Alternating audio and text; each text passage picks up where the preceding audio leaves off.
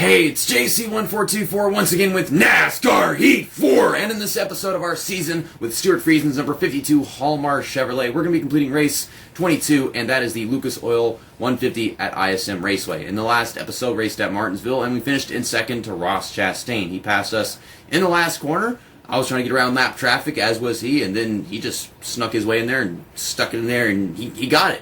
And I didn't think he was going to do it. I thought I was just going to sneak my way on the outside of him, because he was getting stuck behind lap traffic and whatever. But nope, he got it done. Now he's locked in with me to the Final Four, which is going to be in the next episode at Homestead. But going into this one, it's questionable because Harrison Burton, he did terrible in that race. Matt Crafton finished mediocre, and I was thinking they were both pretty high up in the top four, but now they're down beneath it, and Ross Chastain got in there, and then Grandin Finger's in there too. Now, it's pretty close for Matt Crafton. I think he just, does a good job out there, better than Grandin Finger, and he'll be fine. Harrison Burton, if he does significantly better than most of these guys, then he should be able to make it in. But who knows who's going to do bad and who's going to do good. We're going to find out. I don't know if we're going to see that much of the action because I've never raced here before, and I did some practice. I came over here and my truck was kind of like crap. Like it couldn't really do anything, and the racing was boring because I couldn't actually pass anybody. I just kind of sat there doing nothing. So hopefully I can set on a loose setup and maybe it'll do better. Okay, well, I haven't raced here up until this point, aside from, getting some practice in. I gotta say, this is the best-looking track that we've come to yet, at least in comparison to NASCAR Heat 3, because, I could see every groove, and I could see how old the track is and everything, even though, I think this is supposed to be somewhat freshly paved, considering they just remodeled the whole thing, unless they just remodeled the entire track without repaving it, because otherwise, it makes much sense for it to look this much of a mess. This is the first race here this weekend, and the first in a really long time. 27.889, 16th. It's a better lap time than I was getting earlier, but still, this is right in the middle of the field. Mediocre performance. It doesn't really matter, though, because, we're locked in, so this race here doesn't matter. Of course, NASCAR Heat 5 come around. If this is the same kind of Phoenix experience, we're going to have a problem if I can't run well here. It's the final race of the season. I guess in most series. I don't know which one it's going to not be the final race and which one it will be. I think they all have them in the same place, though, wouldn't they? Harrison Burton starting on the pole, so I think he's looking to have that dominant performance he needs to make it in the next round. But Matt Crafton's in fourth, and Grandin Finger's right behind Matt Crafton, so that's where all the stress is between Harrison Burton, Matt Crafton, and Grandin Finger, and it's all right up there near the top five, if not in it. But then Ross Chastain, he's in eighth, so he's ready to just go out there and have some fun. Same with Brett Moffitt. Brett Moffitt doesn't really have to be concerned. He's 21 points above that cutoff line, and me, of course, not. So let's just watch this show go down. Let's see, put it on the slightly looser setup than just default right in the middle. Let's see if anybody got sent to the back. We have Raphael Lesser, doesn't look like himself. Who does he look like? Spencer Boyd, engine change after qualifying, and Mason Massey. No one's told me how to say this guy's last name. There's just too many names that I can't pronounce. This is freaking America, but we're not in history class. How come I can't pronounce these drivers' names? You say Massey because it's two S's. You put the ass in Massey. But it could be Macy, I don't know. So green flag is out and we're underway. So we're still in 16th. Neither of those guys was in front of me. There's Myatt Snyder. Not as good a start as he's been usually having in the playoffs. I'm trying to make these corners. It's a tight truck. It's not as tight as it was whenever I was practicing. So that's a good improvement. We got 5 laps for the first stage. And I was saying this race is going to be slightly shorter than the Martinsville race. Some guy just almost rear-ended me. And my truck is just diving off the track right now. We'll go back on. And we'll dive off into the dogleg. Which is something that I usually don't do because I want to see if we can have an equal playing field as much as possible. But at the moment, I can't find a way to get an advantage on any of these guys except for almost passing Myatt Snyder. This has gone back to being one of the tougher tracks in these NASCAR games because for a while I was able to finish up front, but I was just not good at racing the leaders. And then before that, it was hard as hell to race here and do good. And now I'm having a problem doing well at Phoenix again. And it's like NASCAR Heat 2. It was tough. NASCAR Heat 3, it was kind of easy again. It was just tough with the leaders. And then now it's hard all over again. And we finally passed Myatt Snyder. And I just shoved him back into the outside lane. The inside lane is just me dealing with him. And I'm trying to catch Natalie Decker, who's running 13th. Oh my gosh, Natalie Decker is just kind of sitting all by herself until I get there and start making some moves on her. Not those kind of moves, stupid head. You know what I'm talking about. Okay, dive it into turn 1. I almost got it turn 3, and I don't know why, because I keep on crossing the start-finish line in the front stretch. Or what used to be the back stretch and is now the front stretch. Freaking Parker Kligerman, whoever this is, trying to pass me just like Martinsville. Come on. Make this corner. Yeah, not really. I mean, I can't gain.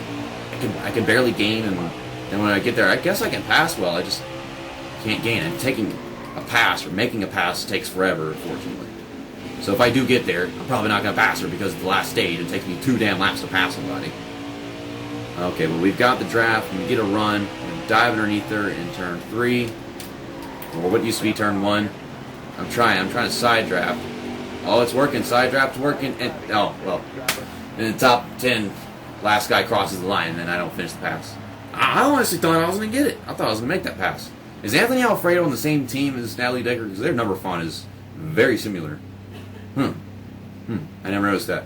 And they're taking pit stops, I guess, just to make it the end of the race, get it all out of the way, because we've got enough fuel to make it to the next stage. I'm guessing this is just for the whole race. Okay, so I'm going to get, we'll just get right sides. Well, this is the fuel. No wonder why I'm having a problem. We'll just get right sides, and we'll put it on 1 can, and that should do it. I don't think I really... Yeah, we don't have any damage. I mean, it's on the screen, but we were guessing at it. I gained 2 positions. So some of these guys probably took 4 tires. But now they're all the way at the back, so which 2 drivers that were up front are all the way at the back now? We're going to see some people flying through the field pretty soon. Who knows? I know I just took enough fuel to get through the race. Really good restart, just like always.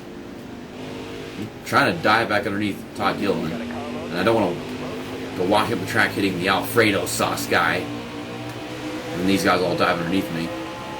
Try to late break turn 3. And now I'm pushing into Alfredo. But we're making it work. Okay, can I... I'm trying to side draft, but I don't want to go throwing the truck up into him or something. Okay, we'll try to step with dive again. Get good those passes. I just have to go driving into somebody. I can't do it unless I'm actually touching them. This NASCAR is a contact sport, no questions asked. If you're not making contact, you don't get the position. Well, here comes Austin Hill, and his game is not letting me get off of him, of course, go figure. Matt Crafton has been doing terrible in this race, by the way. And I am trying very hard to get my positions back. I was going to get some stage points right there. The thing is, I don't need any stage points. Just no grip, no speed, no nothing. I'll wait till the final stage. Maybe then we'll have something. Now my tires are extremely worn, even though I just got the right side tires. So I guess I got to pit again. And only a few guys are pitting. I don't know what the hell's going on. I just want to be with the action and see what, who's when what. Matt Crafton's apparently not going to be making the final 4 because he didn't get stage points. He's in 11th. Maybe he can make some moves. Who freaking knows? Okay, well, I'm going to get 4 tires because only a few guys are pitting. I have damage. I don't need any fuel. There we go. And now I've lost my positions. We're on the inside. 21st. So, yeah, a lot of people did this. Because, we only lost 10 positions. So that was a large portion of the field that was kind of on the same strategy as me, if not a different one. Because I think a lot of the guys that are up here doing this crap, they were kind of like, take 2 tires at one point just to save themselves from losing too many positions or whatever. And now I think the field is seriously affected by this because a lot of people are on fresher tires, and everyone that didn't pit is up front. Now all these lanes are getting slowed down, and now I'm actually passing people, so that's great. It's just, don't feel like I deserve it because we're all on different tires. Come to the restart, I'm just passing everybody like it's nothing. Oh my gosh, they're so slow. So, did Matt Crafton take his full pit stop earlier? Shit, he just hit the Rio Madero. I think that's Matt Crafton in 3rd place right now because, if I'm correct, it's Grant Enfinger's truck that's got the black rear end or whatever, and then the front's just yellow. And in the end, their trucks are very similar. We're going to wind up winning this darn race just because we got 4 tires with that caution, and we're the best out of all the drivers. Everyone else is getting held up. I have the good restarts, and then everyone else is getting held up because of the people on the worn tires. So this is kind of stupid. Unless somehow, one of the people that took the same kind of pit stop as me, they wind up making their way through the field and getting up to me.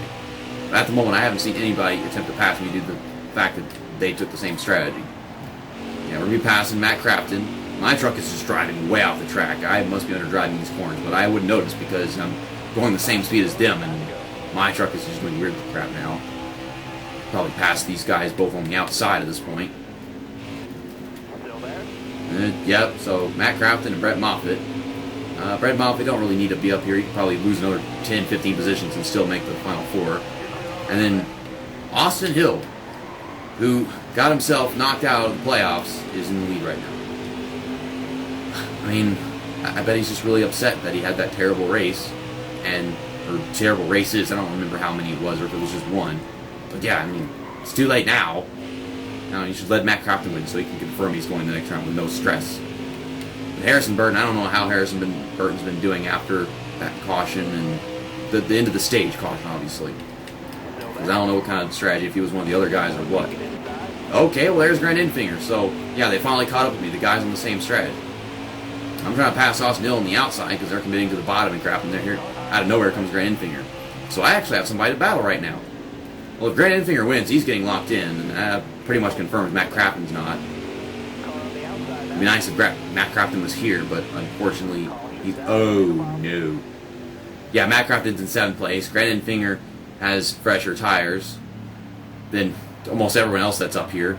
I guess Christian X, well, he was one of the guys that had been on the same strategy as me. I don't recall passing him while going through the rest of the field. So, I mean...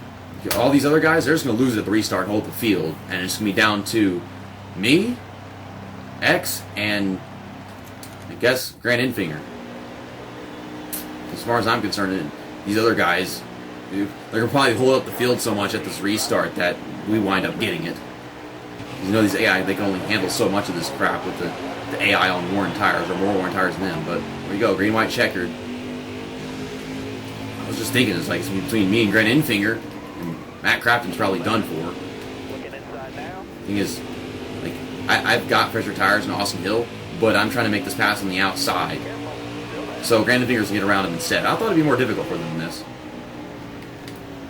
So this dive into 3. Not enough. I'm trying to draft him and hang on. I want to win this race because I want to stop Grant Enfinger from doing it. But he's already ahead of Matt Crafton and blah, blah, blah. So I guess Matt Crafton's not getting in, Grant Enfinger is, and this is a big old messy caution fest. The weird tire strategies, I don't understand, like why they had to be specifically this way, to the point where, like, get a bunch of people on worn tires at the end of the race, and a few people on fresh tires, and they wind up just finishing in front of everybody, because at this point, you think Matt Crafton could have predicted that he wasn't going to make the next round. So, there, Grant Enfinger's in there, Ross Chastain's in there, and Brett Moffitt, and then Grant Enfinger's locked in now. So, that is the way it is. One more time, just to confirm, there's Chastain, Enfinger, and Moffitt. I'm guessing this is like the order of like who won races, and then Brett Moffitt didn't win one, so he's down there. And so he just got in on points. Because usually it's based on playoff points, like what the order is. But the order doesn't matter. We all get the same amount of points. Whoever finishes ahead of these 3 guys, they win. Or ahead of each other, I guess. That's what I should say. And let's see, Chastain, he got 2 wins, Enfinger got 2, and then Moffitt had 3. And the most playoff points aside from me would be Moffitt. So hopefully if I don't get it, it's Moffitt. I do like Ross Chastain. I'm upset that Grant Enfinger took it from Matt Crafton that last spot. But you can't be mad at Harrison Burton because he didn't get in either. He did have more playoff points than those other 2 guys that are in there right now aside from Brett Moffitt.